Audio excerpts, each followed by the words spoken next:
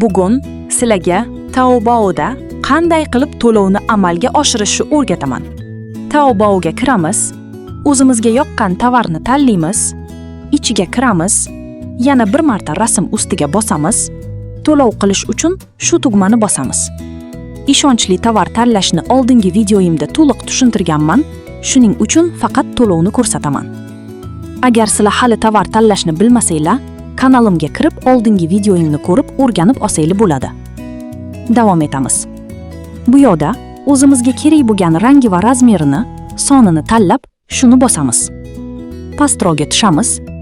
Bu yoqga kirib karta qo'shishimiz kerak. Buni bosamiz. Xohlasanglar Visa karta, xohlasanglar Mastercard yoki UnionPay kartalaridan foydalansanglar bo'ladi. Men Visa kartani qo'shaman. Bu yoqga kartani ma'lumotlarini kiritishimiz kerak. Birinchi qatorga karta raqami yoziladi, keyingisiga karta egasi ismi, pastiga familiyasi, undan keyingi bu qatorga karta muddati va oxiriga kartani CVV raqami yoziladi. Hammasini to'g'ri kiritganimizdan keyin shuni bosamiz va yana shu oyna ochiladi. Shuni bosib, zakazimizga to'lovni amalga oshirsa bo'ladi.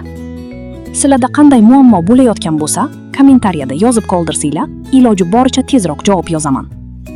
Video manfaatli bo'lgan bo'lsa, like bosib, kanalimni yo'qotib qo'ymaslik uchun obuna bo'lib qo'ying.